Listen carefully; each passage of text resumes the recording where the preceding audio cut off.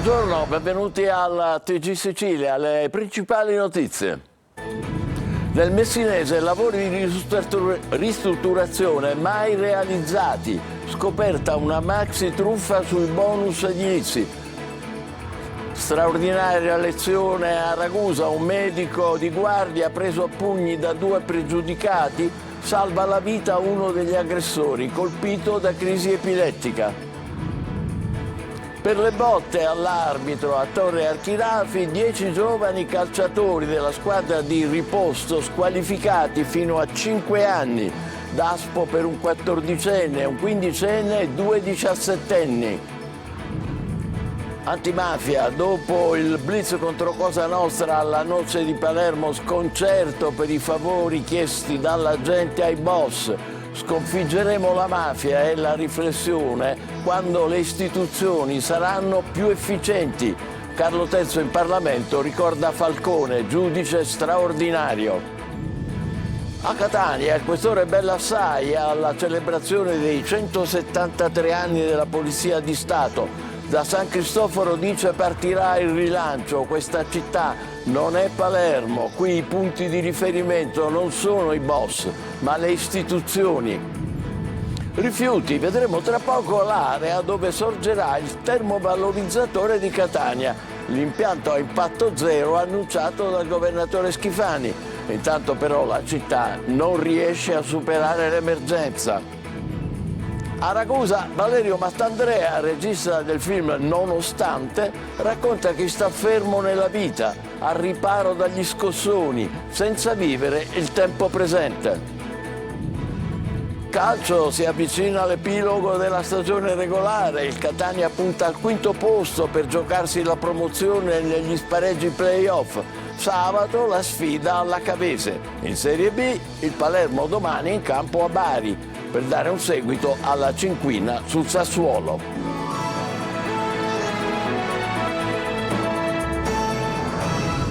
Bentrovati, bonus edilizi, scoperta una maxi truffa nel Messinese, sequestrate 1.200.000 euro, 8 le persone denunciate. Francesco Triolo.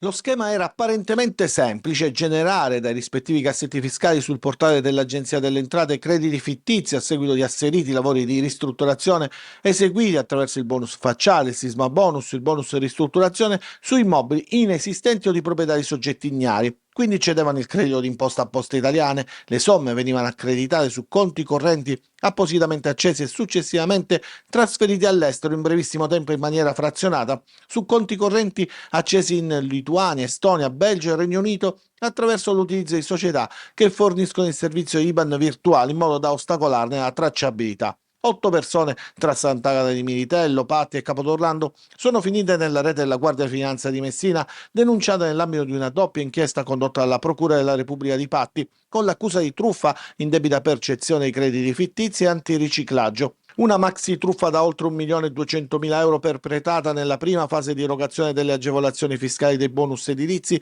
quando ancora non erano previste le figure degli asseveratori, dei tecnici abilitati e del visto di conformità sulla documentazione comprovante la sussistenza dei presupposti che davano diritto alla detrazione. Palermo, rubavano generi alimentari, elettrodomestici e capi di abbigliamento nei supermercati, nascondevano la refurtiva sotto gli abiti, nelle borse personali o all'interno dei carrelli della spesa. Una banda ben organizzata con compiti specifici per ciascuno e una persona all'esterno che faceva da palo. I carabinieri hanno arrestato 8 persone, uomini e donne, fra i 29 e i 59 anni, accusati di 10 furti, valore complessivo della refurtiva 15.000 euro. A Ragusa, straordinaria lezione, il medico preso a pugni salva la vita a uno degli aggressori. Veronica Barbarino.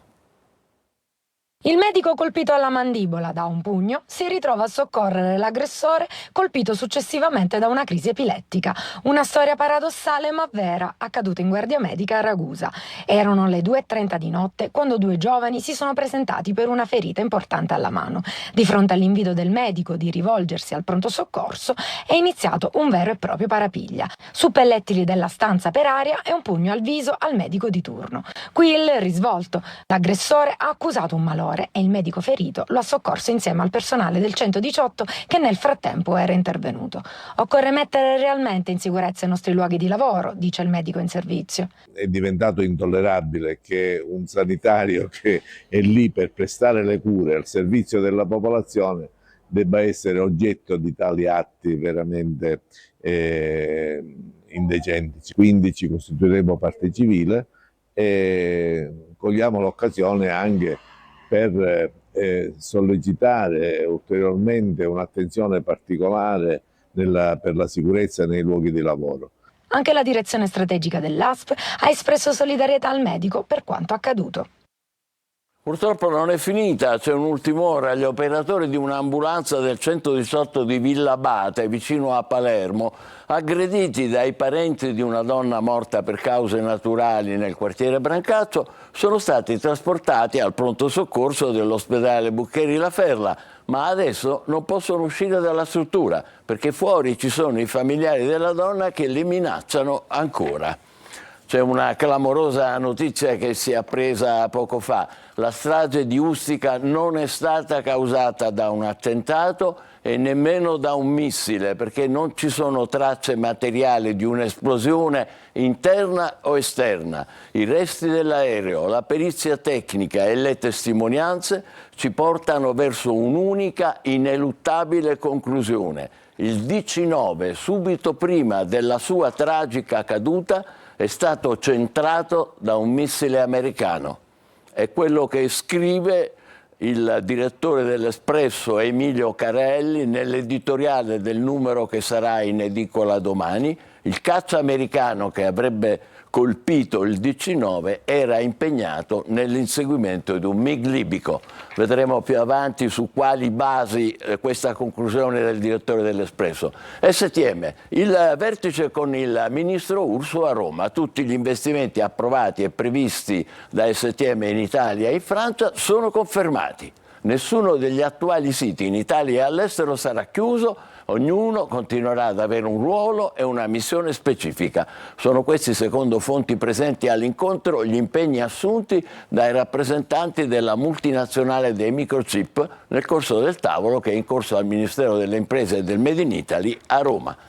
Pena esemplare del giudice sportivo per 10 giovani giocatori della Russo Calcio di Riposo dopo l'aggressione all'arbitro preso a calci e pugni, squalifiche da 3 a 5 anni. Il questore Bellassai emette i primi d'aspo. Il presidente della società esclusa dal prossimo campionato dice: chiediamo scusa. Emanuela Corsi. Una punizione esemplare, la condanna inflitta dal giudice sportivo a 10 giovanissimi giocatori della Russo Calcio di Riposto, sospesi da 3 a 5 anni per il pestaggio del giovane arbitro Diego Alfonsetti, avvenuta lo scorso 5 aprile nella partita con il Pedara.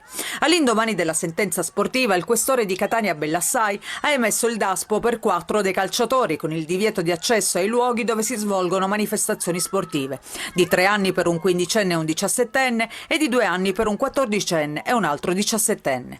Altri provvedimenti potrebbero arrivare nei confronti di altri ragazzi che hanno inseguito, accerchiato e colpito con calci e pugni l'arbitro 19enne che ha riportato ferite giudicate guaribili in 7 giorni.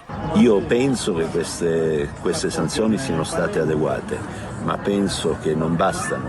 Serve una svolta culturale. Io sono rimasto veramente molto scosso, molto colpito da questi fatti. Mi ha colpito principalmente quel tipo che con la bandierina ha colpito l'arbitro, strappandola al guardaline di parte. Ecco, questo è stato un gesto veramente odioso, veramente insopportabile. La sentenza del giudice sportivo ha colpito anche la squadra, esclusa dal prossimo campionato allievi Under 17. Squalificato fino al 30 giugno 2025, l'allenatore è inibito fino alla stessa data il dirigente addetto all'arbitro. Dobbiamo premettere subito una cosa: noi condanniamo questo evento, non deve passare l'idea o l'informazione sbagliata che noi stiamo difendendo qualcuno. Noi non possiamo difendere l'indifendibile. Dobbiamo capire qual è la causa di questo disagio, non so come definirlo, di questa violenza che si scatena in loro per una partita di calcio e cercare di correggerlo in qualche modo. Solo la squalifica secondo me non è sufficiente. La Sicilia è la seconda regione in Italia per numero di aggressioni nei confronti degli arbitri. Nel 2024, secondo l'AIA, sono state 98. Palermo, una mafia a cui si rivolgono i cittadini per risolvere le beghe tra privati. È un quadro sconfortante quello emerso dopo l'operazione che ha smantellato il clan della Noce di Cosa Nostra. Marco Gullà.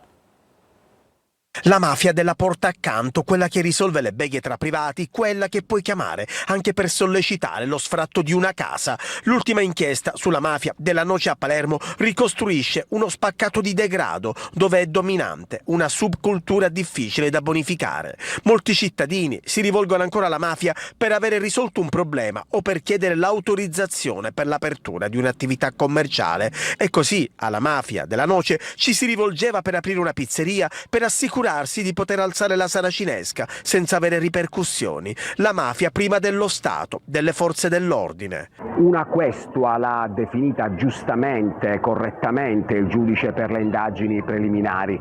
Altro non è, purtroppo, una subcultura. La gente si mette in fila per ricevere piccoli e grandi favori dai boss. Non è la prima volta che emerge, già in passato, ad esempio, si era scoperto che persino gli ambulanti abusivi delle feste rionali si rivolgevano al Mamma Santissima di turno per vendere i panini con la milza oppure le bottiglie di birra. È davvero sconfortante, la mafia trae la sua linfa da questo. Alla Noce c'era un governo differente e anche se il mandamento era spaccato tra dissidi, tra vecchie e nuove leve, il pizzo veniva imposto a tutti, anche €1, ma devono pagare tutti, dicevano gli arrestati che non sapevano di essere intercettati.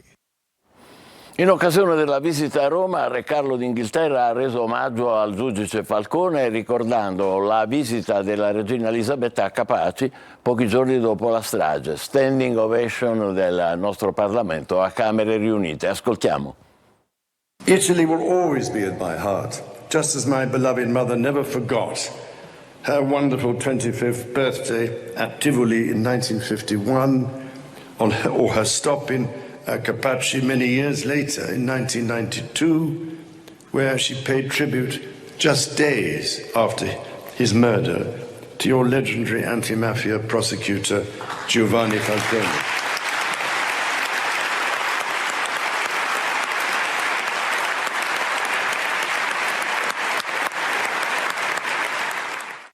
Il questore di Catania Giuseppe Bellassai, in occasione della 173esima festa della pulizia in piazza Palestro, a Catania appunto, dice: da San Cristoforo partirà il rilancio della città. Catania non è Palermo. Qui i punti di riferimento non sono i boss, ma le istituzioni. Luca Ciliberti. La festa della polizia, un compleanno numero 173 della Fondazione a Catania che è stato celebrato in piazza Palestro, il fortino cuore popolare della città, luogo simbolo dove appena 3 mesi fa è stato ucciso a colpi di pistola un 21enne per rivalità personali. Noi siamo partiti da questo quartiere perché da questo quartiere parte il progetto di risanamento della città ed è soltanto però l'inizio di un processo.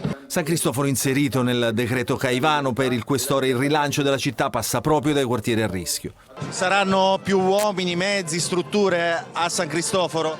Ci sarà sicuramente molta più attenzione e lavoreremo tutti concordemente per raggiungere il risultato. Davanti agli alti ufficiali, ai politici, alle istituzioni, il questore parla per più di mezz'ora, spesso a braccio, sottolineando il suo attaccamento alla città. Ieri a Palermo molti abitanti di un quartiere, il quartiere della Noce, si rivolgevano ai boss chiedendogli aiuto perché dicevano sono gli unici che riescono a risolvere i problemi. Cosa ne pensa lei da uomo delle istituzioni?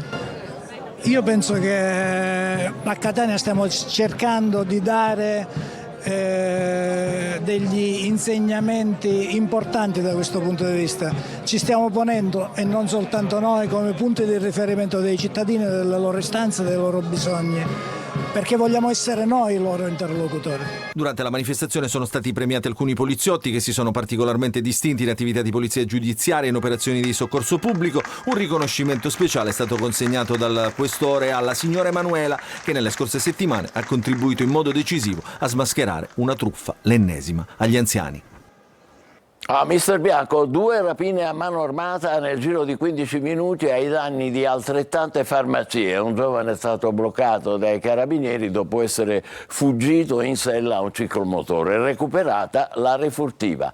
A Catania 501 multe da 333 euro ciascuna, per un totale complessivo di oltre 160.000 euro, sono state elevate nei confronti di sporcaccioni nei primi 3 mesi dell'anno. 300 le persone sorprese a liberarsi di rifiuti come questi, violando le regole, colpiti soprattutto cittadini e titolari di attività commerciali che abbandonano la spazzatura in strada, creando le micro discariche che avete visto sparse per la città. Parliamo ancora di rifiuti, andiamo alla scoperta del nuovo termovalorizzatore di Catania. Vi mostriamo l'area dove sorgerà l'impianto a impatto zero annunciato dal governatore Schifani, ma intanto però la città non riesce a superare l'emergenza. Tonino De Mana.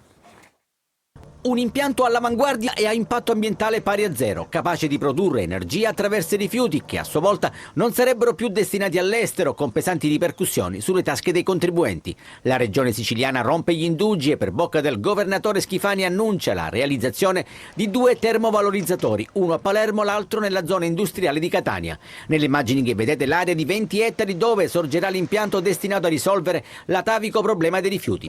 Il sito individuato si trova lungo l'8ª strada, proprio di fronte all'Interporto, dove al momento è in atto il cantiere per la realizzazione di una rotatoria.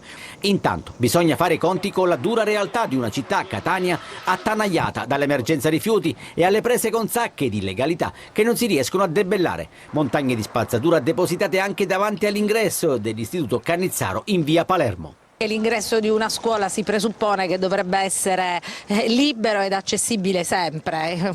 Lei ha fatto delle segnalazioni al comune? Abbiamo fatto le segnalazioni alla ditta raccoglitrice dei rifiuti, però non abbiamo avuto risposta. Il lottocentro, gestito da Gema, appare in grande sofferenza. Per questo, oltre al termovalorizzatore, tempi di consegna a 2-3 anni, servirà un cambio di passo culturale. Nella cattedrale di Catania l'arcivescovo Renna con Andrea Riccardi, fondatore della comunità di Sant'Egidio, che ha appena inaugurato una casa dell'amicizia per i disagiati in via di San Giuliano. Se qualcuno fa qualcosa, è l'appello, possiamo fare molto, anche per la pace. Ascoltiamo. Siamo in un momento molto difficile, complicato, ci sentiamo impotenti. Però io credo che non siamo impotenti e non siamo condannati a essere rassegnati, anche per la pace. Tutti possiamo fare qualcosa e come diceva Don Puglisi, se ciascuno fa qualcosa possiamo molto. Felici di concludere gli incontri quaresimali in cattedrale con il professor Riccardi, richiamandoci sui temi cari alla bolla di Papa Francesco, la Spes non confuntit, nella quale la prima testimonianza di speranza giubilare è proprio la pace.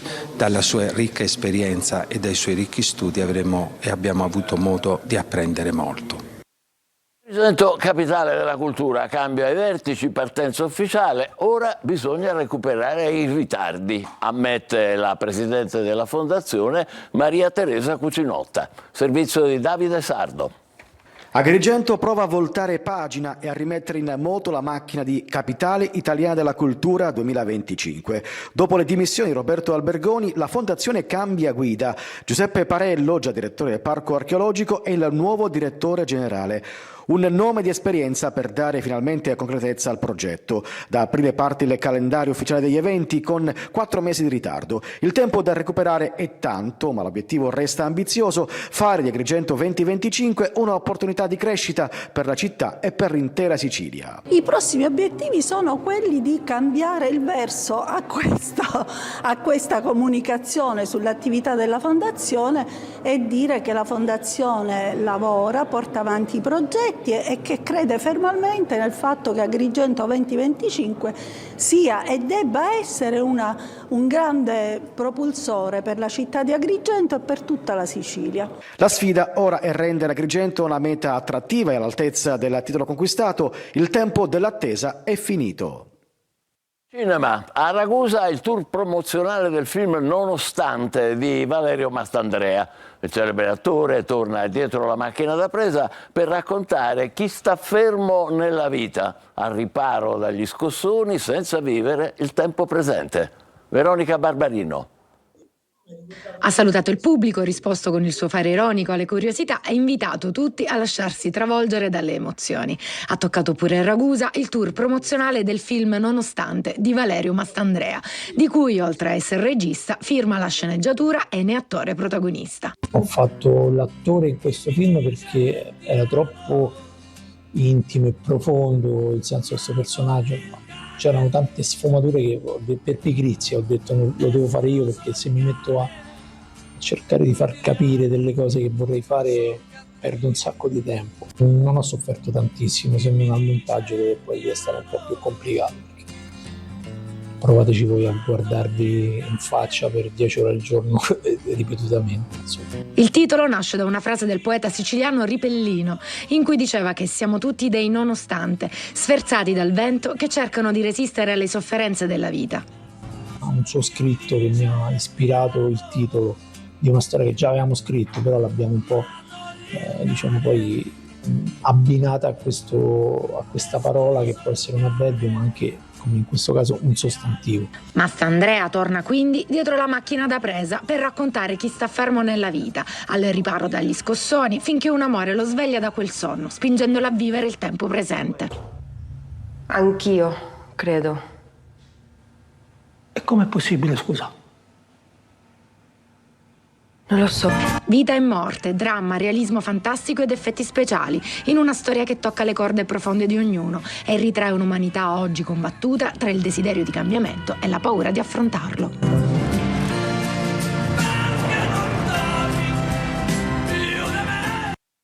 Facciamo la nostra pausa, tra poco il calcio con la vigilia di campionato del Palermo che domani sfida il Bari in trasferta e l'avvicinamento del Catania al match con la Cavese. State con noi.